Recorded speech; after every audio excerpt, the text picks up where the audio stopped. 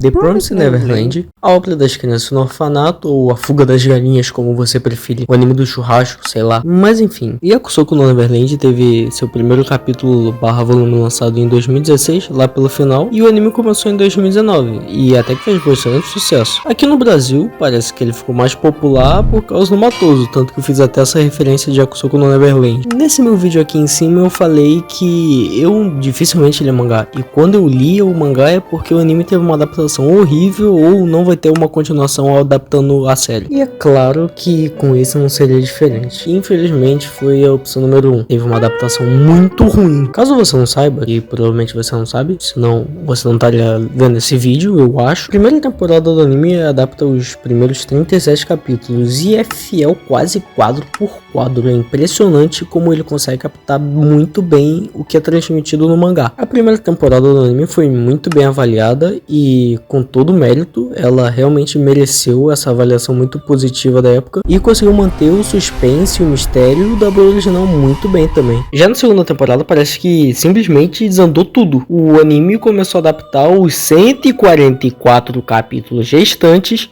em uma única temporada.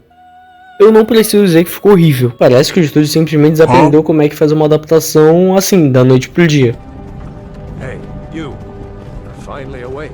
Eu não vou dar muito spoiler do mangá, esse vai ser um vídeo mais incentivando a leitura dessa obra, porque é muito boa e vale muito a pena. Eu não vou dar spoiler do mangá necessariamente, eu só vou dar citações ou coisas semelhantes que aconteceram no anime que você deve saber, então eu vou ter em consideração como se você já tivesse visto a segunda temporada. E se você não viu, bom, você não perdeu muita coisa, pode ir direto pro mangá. Bom, muita coisa eu já não lembro muito bem, então pode ter faltando uma coisa ou outra, mas o principal tá nesse vídeo. Primeira temporada do anime você pode ver de boa, não precisa se preocupar com nada, que tá muito bem adaptada. A segunda, o comecinho lá, os 2 primeiros episódios ainda tá aceitável, cortou bastante coisa, cortou uns 2 capítulos ou 3 que poderia acrescentar de conteúdo, foram simplesmente cortados, mas nada que afetasse o mundo em si. Mas acredita, irmão, depois disso é só ladeira abaixo. Bom, para dar uma facilitada no entendimento de vocês, eu vou dar uma citação de qual é o arco do mangá que eu estou me referindo e o porquê que ele é tão ruim no anime. Então, para começar, eu tenho que falar do arco. Eu considero que esse arco começa aqui, bem quando as crianças chegam no abrigo lá do Minerva. Eu considero que ele começa aqui porque é a partir desse ponto que as crianças têm um conhecimento desse tal Gold Pound, que ele pode ser possivelmente alguma coisa interessante e importante para a obra. Mas vamos lá, vamos começar para a primeira polêmica gigantesca que já começa daqui, o primeiro elefante na sala, que é o Hugo. O Hugo, além de outros 500 personagens que existem no mangá, simplesmente não existe aqui nesse anime. Então, não existe Gold Pound se não tem Hugo, já que o Hugo que levaria pra Gold Pound. E realmente não existe. Tá, já começamos meio mal com um arco inteiramente pulado.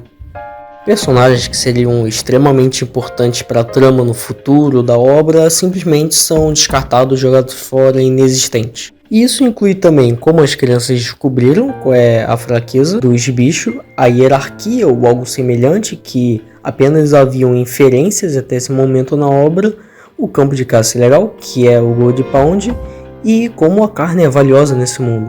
Tem mais ou menos uns 100 outros campos de caça, 100 outras fazendas. Agora vamos pro próximo arco, que eu vou dar uma emendada entre alguns arcos que você vai ver na wiki em si, mas é porque eu acho eles um pouco complementares demais. Então eu juntei eles em um só e fiz o arco. Aqui somos introduzidos um pouco mais sobre as cidades dos Onis. Eu vou me referir a eles como Onis. Apresenta um pouco mais da mitologia deles, a hierarquia em si, apresentar as entidades que eles acreditam. Muitas características são cortadas. Nesse arco eles estão mais procurando algum outro jeito de fugir. E essa é quase a única semelhança que existe nesse arco inteiro, porque a outra é a base sendo atacada. Aí você simplesmente se lembra do anime, que a base foi atacada acho que por humanos nada a ver, ou por um Oni, ele acabou... Enfim, aconteceu alguma coisa lá que ele sumiu, as crianças escaparam, enfim. No mangá não foi muito bem isso. Eu não posso citar muito o que aconteceu, mas digamos que algumas pessoas tiveram que ir de arrasta pra cima para que as crianças pudessem fugir. E a partir daqui a família Hatter começou a ser muito bem mais desenvolvida. E bom, depois de a gente entender um pouco mais até da mitologia deles e como funciona o mundo deles, então nada melhor do que aprofundar isso. E aí que veio o arco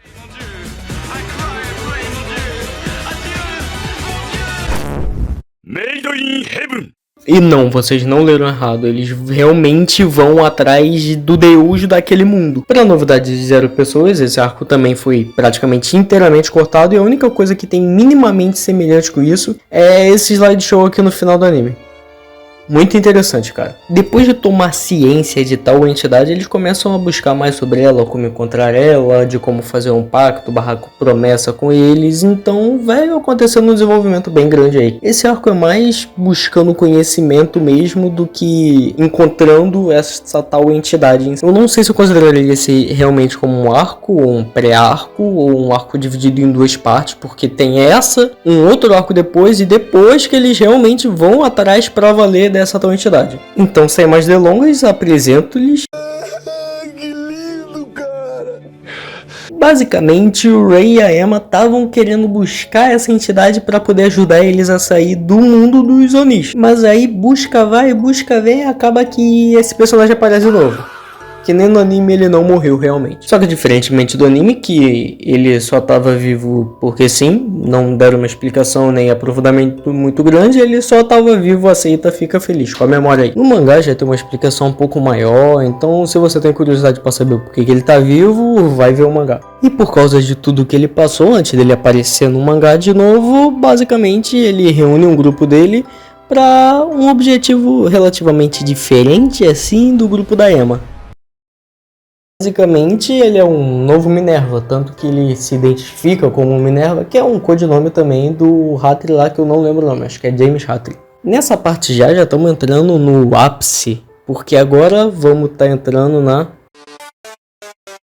A Guerra Imperial envolveu muitos fatores. O destaque saiu de ser somente as crianças querendo ir para o mundo dos humanos sobreviver, para também mostrar um pouco mais sobre o mundo dos Onis, um pouco mais a hierarquia mais a fundo deles, e pegando uma visão mais macro de como todo aquele reinado e hierarquia afetava o mundo inteiro e como eles viviam realmente. Até porque as crianças estão no território deles, então eles estão sujeitos a qualquer alteração que os Onis façam. O Norman também já começa a botar seu plano em ação, já que ele só teria aquele dia em específico para fazer, no caso... Se eu não me engano era a posse do trono ou algo assim. E eu acho que eu não preciso dizer também que esse arco foi inteiro pulado. A única coisa que a gente tem que faz referência a ele é esse também quadro mísero no fim do anime, que dura, sei lá, uns 2 segundos. Eu considero esse e o Gold Pound os melhores arcos do mangá. E daí lá pros 30 últimos capítulos, ou 20 mais ou menos, não me lembro ao certo, vem... Comentar sobre esse arco é basicamente pisar em um campo minado, porque qualquer coisa que eu fale aqui é um spoiler gigantesco. Eu não vou dizer se a fuga foi bem sucedida ou não, mas eu vou falar que a família Hatter foi ainda mais desenvolvida. Eu tenho o último volume desse mangá, até hoje me resta sombras de dúvidas de como teria sido a adaptação dessa obra inteira se o anime não tivesse feito o que ele fez. Bom, caso vocês não tenham percebido até esse momento, quase todos os arcos foram inteiramente cortados, sumiram do anime. O anime basicamente não aprofunda nada e só joga um monte de conceito na sua cara. Não um monte, né? Porque também não tem tanta coisa assim, quando você não mostra quase nada. Personagens aleatórios sendo colocados só pra dar uma explicação, ou tentar dar uma explicação do porquê eles estão fazendo isso, pra onde eles vão, o que tá acontecendo. Na primeira temporada eu lembro de ver e perceber, caraca, essas crianças estão pensando pra caraca. Na segunda é só, legal, isso existe e eles estão usando. Se você não tem tempo de ler o mangá inteiro para saber o que aconteceu de verdade, ter experiência em si lendo, eu não recomendo você ver o anime.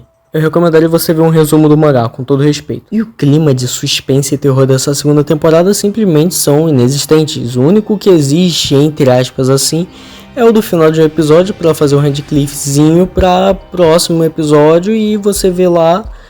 E não sei nada, não aconteceu nada. Eu me lembro de ter um episódio que alguma casa pega fogo, eu acho que não tem nada parecido com isso no mangá. Tinha alguma coisa importante, eu acho que acabou o episódio dali. E no outro episódio, simplesmente tava todo mundo bem, não aconteceu nada, e se tinha alguma coisa importante nela, tava salvo. Se eu não me engano, o Norman no anime tinha a mesma ideia que no mangá, que era de matar todos os Onis e fé. E a Emma, acho que convenceu ele em 2 episódios só mandando o discurso no jutsu. Tipo, tá bom que a Emma até o final do mangá é simplesmente a pessoa mais empática de toda a obra. Ela só quer que todo mundo viva e seja amiguinho. Enquanto eu gravava o áudio desse vídeo, eu simplesmente lembrei que no último volume tem algumas páginas justamente disso. A Emma falando que quer que todos eles vivam e debatendo com outra personagem que diz que não consegue perdoar eles. E a Emma diz que é claro que não consegue perdoar eles. Ela odeia eles. E o que eles fizeram com todas as crianças antes, a Mary, o Norman, isso é imperdoável para ela, mas ela quer que eles vivam, que eles melhorem, que eles não tenham o mesmo fim trágico e comecem um ciclo de ódio. A Emma é muito empática, mas ela não é besta. Ela com certeza fez e faz muitas coisas arriscadas, mas é tudo em prol que todo mundo esteja o melhor possível. Quando ela vê que algo não é possível, ela não tenta. E até quando ela vai fazer algo, entre aspas, arriscado, ela não vai na cara a tapa, ela não vai seco, sem nada. Por exemplo, nesse último volume também, logo no começo, ela quer falar com o Hattori para basicamente, simplesmente, ele dá permissão para as crianças fugirem para o mundo dos humanos. E observe, ela disse que queria a permissão.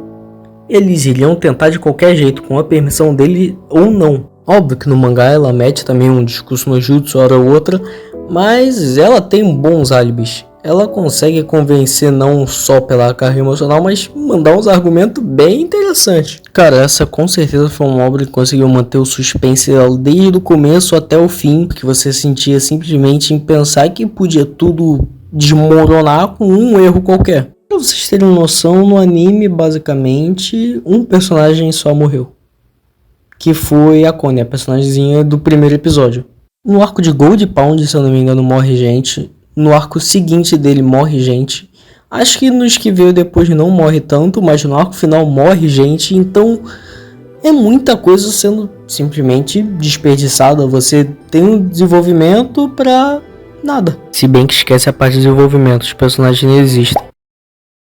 Espero ter conseguido te convencer a ler o mangá, ou se não viu um resumo. Provavelmente eu vou fazer um vídeo falando de todo o mangá de Yakusoku no Neverland, falando de todos os arcos certinho do que aconteceram. Inclusive, acho que se eu fosse resumir o mangá em si, seria bem menor o vídeo do que esse aqui.